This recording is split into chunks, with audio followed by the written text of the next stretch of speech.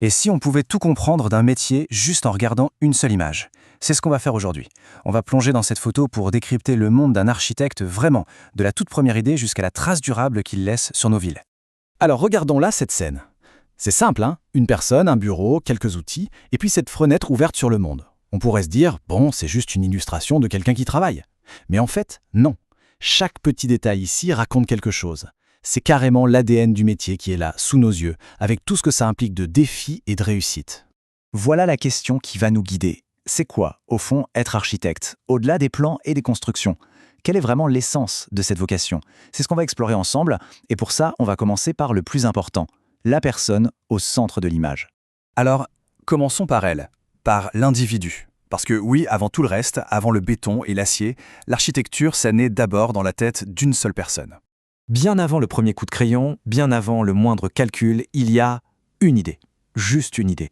C'est ce moment de concentration totale où tout se mélange, la créativité pure, ce que veut le client, et puis toutes les contraintes du monde réel. C'est là que tout commence à prendre forme. Regardez bien son visage, son expression. Ce n'est pas juste de la concentration, c'est bien plus que ça. C'est ce mélange incroyable entre l'esprit de l'artiste et la rigueur de l'ingénieur. On voit bien que ses yeux sont fixés sur le plan. Mais son esprit, lui, il est déjà ailleurs. Il est déjà en train de bâtir l'espace en 3D, d'imaginer la lumière du soleil qui va traverser les pièces, les gens qui vont y circuler. Ok, maintenant, déplaçons notre regard de la personne vers ses outils.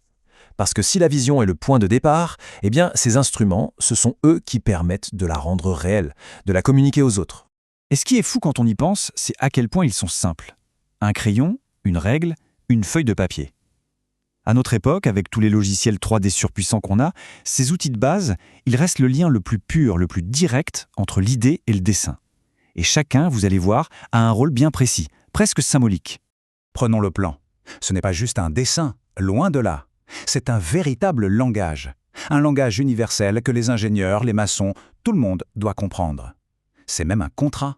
Il faut que tout soit d'une précision absolue, tout en jonglant avec le vrai labyrinthe des normes et des réglementations. Ensuite, la règle. Elle, c'est le symbole de la logique, de l'ordre. C'est elle qui représente les lois de la physique. C'est l'outil qui vient ancrer le projet dans le réel, qui transforme le rêve en quelque chose de faisable, de stable, de solide. On pourrait dire que c'est un peu la gardienne de la rigueur. Et puis, il y a le crayon. Ah, le crayon. C'est le prolongement de la main, et donc de l'imagination. C'est le premier geste. Il incarne la liberté totale, l'exploration. C'est le moment où tout est encore possible, juste avant que la règle vienne mettre un peu d'ordre là-dedans. Et c'est justement cette danse, cette tension entre le crayon et la règle qui va définir tout le projet. Bon, on a vu le travail sur la table. Maintenant, sortons de là et voyons comment ce travail de fourmi sur un bureau peut avoir un impact absolument gigantesque sur le monde extérieur. C'est là que la magie opère, mais aussi que pèsent l'énorme responsabilité de l'architecte. Le cœur du métier, c'est vraiment cette transformation. L'architecte, c'est avant tout un traducteur, quelqu'un qui prend le langage abstrait des lignes sur un papier et qui le transforme en une expérience bien réelle, de l'espace, de la lumière, de la vie. Un plan, au fond, c'est une promesse, et le bâtiment, c'est la tenue de cette promesse, et c'est un défi de tous les instants. Et regardez bien sur l'image, c'est très bien montré.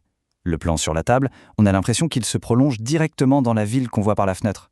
C'est une image forte. Ça nous rappelle que chaque immeuble, chaque tour, absolument tout ce qui a été construit a commencé exactement comme ça, sur une simple feuille de papier.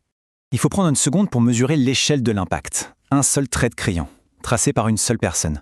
Ce trait peut définir la forme d'un bâtiment où vont vivre des milliers de gens, qui sera vu par des millions d'autres, et qui va marquer le paysage d'une ville pour des dizaines d'années. C'est vertigineux comme pouvoir et comme responsabilité. Pour finir, prenons un peu de hauteur et réfléchissons à l'héritage, à la trace que laisse ce métier. Cette phrase, elle dit tout. C'est un métier qui est tourné vers l'avenir. Un architecte ne construit pas que pour le présent. Son rôle, c'est d'anticiper les besoins de demain, d'imaginer de nouvelles manières de vivre ensemble et de laisser une trace physique, un bâtiment qui sera encore là bien après lui, pour le meilleur et parfois pour le pire. Alors, revenons une dernière fois à notre image de départ.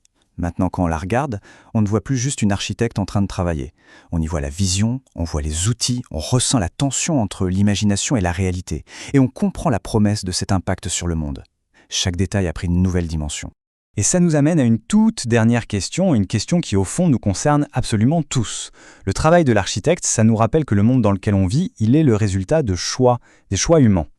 Alors la vraie question pour l'avenir, ce n'est pas seulement qu'est-ce qu'on peut construire, mais plutôt qu'est-ce qu'on devrait construire. Finalement, dans quel monde est-ce qu'on a envie de vivre demain?